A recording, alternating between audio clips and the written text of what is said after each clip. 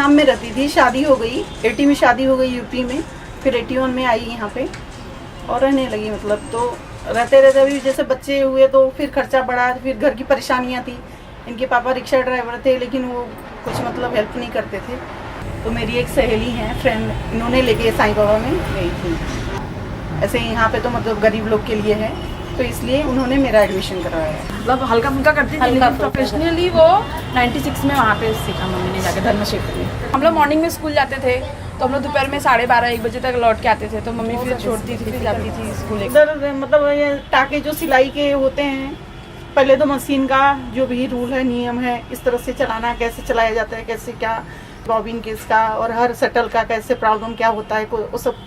फिर उसके बाद सिलाई का जब ये हो गया कि हाँ मशीन चलाना इस तरह से, फिर छोटे छोटे टाके जैसे झबला, टोपी, बेबी निकर।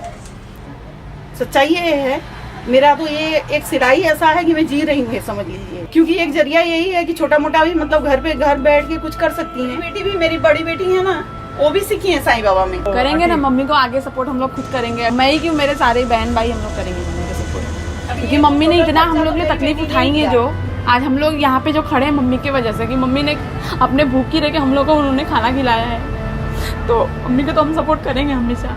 उनका कर्ज तो हम उतार ही नहीं सकते कि उन्होंने क्या क्या हम लोग के लिए किया है। ऐसा नहीं, माँ तो सबके लिए करती, लेकिन हमारी मम्मी ने हम लोग के लिए बहुत कुछ किया है। मतलब माँ बाप का दोनों का फर्ज उन्होंने निभाया। मेरे पापा हम लोग को पढ़ा नहीं रहे थे, मम्मी ने सिलाई कर करके हम लोग को 12वीं तक, दीदी को भी 12वीं तक, भाई मेरा पढ़ रहा है, मम्मी ने पढ़ाया। मतलब जिसको नहीं भी कुछ भी नहीं आएगा वो भी मतलब सिलाई सीख के अपना कुछ का कर सकता है। मतलब इतना अच्छा सिखाते हैं, मतलब बारीकियाँ बताते हैं हर चीज़। अब सब तो एक दिमाग के होते नहीं है, कोई कम है कोई ज़्यादा है, तो वहाँ पे तो ऐसा है कि एकदम बारीक बारीक बातें बताएंगे कि आपको आना ही है। ऐसा होगा नहीं कि आपको नहीं, आप हिम्मत नहीं हार सकते। They must get out and they must stand on their feet. That's the idea. So I just pray to Baba in my heart. Baba, if you feel this is important, you have to come and bless everything here. And that's what exactly he did. He came and blessed all the items there. Bhagavan Baba regarded the upliftment of women as essential to the betterment of society.